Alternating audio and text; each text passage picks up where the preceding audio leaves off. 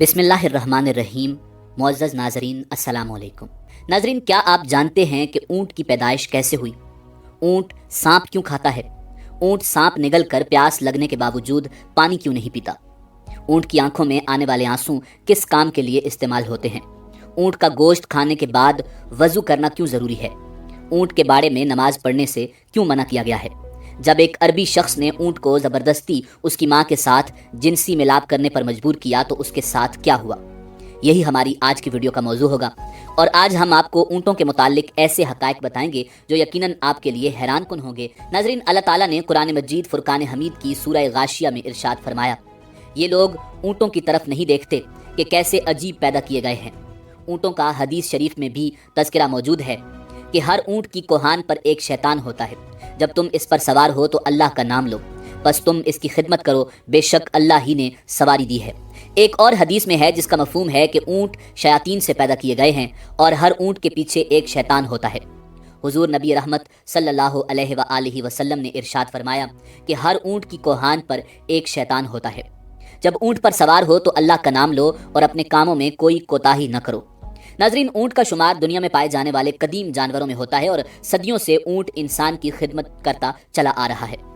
ऊँट सवारी, बुर्दबारी और बतौर गोश्त खुराक के तौर पर इस्तेमाल होता है। एक आम सेहतमंद ऊँट 450 किलोग्राम वजन उठा सकता है। ऊँट के बालों से नफीस कपड़ा बनाया जाता है। इसकी खाल से चमड़े की मुतादद मसनूआत तैयार की जाती हैं। ऊँट खुराक और पानी को चर्बी में तब्दील करके अपनी कोहानों में ज़ख़ीरा कर लेते हैं। इस तरह वो कई दिनों तक बगैर खाए पिए जिंदा रह सकते हैं। इसके पंजे इसे रेत और बर्फ में धंसने से बचाते हैं और ऊँट की आंख में एक बंद झिल्ली होती है। गिलाफ़े चश्म की वजह से इनकी आंखें सहराई रेत और गर्दो गुबार से महफूज रहती हैं। नाज़रीन, जब रेत के तूफ़ान आते हैं तो इनके नथने बंद हो जाते हैं ताकि इनके अंदर रेत न जा सके। ऊँट की नाक के नथने सामने से सीधे नहीं होते बल्कि तिरछे होते हैं। इसी वजह से खुले नथनों में भी रेत बराह रास्त जमा नहीं हो सकती। ऊँट को सहराई जहाज़ कहा जाता है। ऊँट की दो अक़साम ज़्यादा मशहूर हैं। पहली किस्म के वो ऊँट हैं जिनकी एक कोहान होती है। दूसरे नंबर पर वो हैं जिनकी दो कोहानें होती हैं। ऊँट 40 मील फी घंटा की रफ्तार से दौड़ सकता है। ऊँट के ऊपर वाले होंठ दरमियान से कटे होते हैं, यानी दो हिस्सों में तकसीम होते हैं और ये उन होंठों को ऊपर नीचे हरकत दे सकता है। ऊँट के होंठों पर गद्दी नुमा खाल होती है जिस पर छोटे छोटे बाल होते हैं। इनकी मदद से ये अपने होंठों को कांटों से महफूज रखता है। ऊँट कांटेदार दरख्तों को बड़े मज़े से खाता है क्योंकि इसकी अंतड़ियाँ मजबूत होती हैं। ऊँट हर उस घास भूस को खा लेता है जिनको दूसरे जानवर नहीं खा पाते। माहिरीन ने इस बात का दावा किया है कि ऊँट 3 मिनट में 200 लीटर तक पानी पी सकता है। इतनी तेज़ी से इतनी ज़्यादा मिकदार में कोई और जानवर पानी पीने की सलाहियत नहीं रखता। नाज़रीन, सैयदना जाबिर रज़ी अल्लाह ताला अन्हु बयान करते हैं कि मैं नबी करीम सल्लल्लाहु अलैहि वसल्लम की खिदमत में हाजिर था कि एक आदमी आया। उसने नबी रहमत सल्लल्लाहु अलैहि वसल्लम से सवाल किया कि क्या मैं बकरी का गोश्त खाने पर वज़ू करूँ? तो रसूलुल्लाह सल्लल्लाहु अलैहि वसल्लम ने जवाब दिया, अगर चाहो तो वज़ू कर लो और अगर चाहो तो न करो, ज़रूरी नहीं। साइल ने कहा कि क्या मैं ऊँट का गोश्त खाने पर वज़ू करूँ? तो रसूलुल्लाह सल्लल्लाहु अलैहि वसल्लम ने फरमाया, हाँ, ऊँट का गोश्त खाने पर वज़ू करना होगा। साइल ने पूछा कि मैं ऊँटों के बाड़े में नमाज पढ़ सकता हूँ? फरमाया, नहीं, ऊँटों के बाड़े में नमाज नहीं पढ़ सकते। उसने सवाल किया कि क्या मैं बकरियों के बाड़े में नमाज पढ़ सकता हूँ? फरमाया, हाँ, पढ़ सकते हो। नाज़रीन, ऊँट का गोश्त खाने से वज़ू वाजिब है क्योंकि इस पर ये दो हदीसें उम्दा सनदों के साथ साबित हैं। इस हदीस की शरह यूँ है कि ऊँट का गोश्त खाने के बाद वज़ू करना वाजिब है, फिर चाहे वो गोश्त जानवर के जिस्म के किसी भी हिस्से का हो, नाके से वज़ू है। मगर हर हलाल जानवर का गोश्त नाके से वज़ू नहीं होता। नाज़रीन, ऊँट को एक बीमारी लगती है जिसका नाम हयाम है।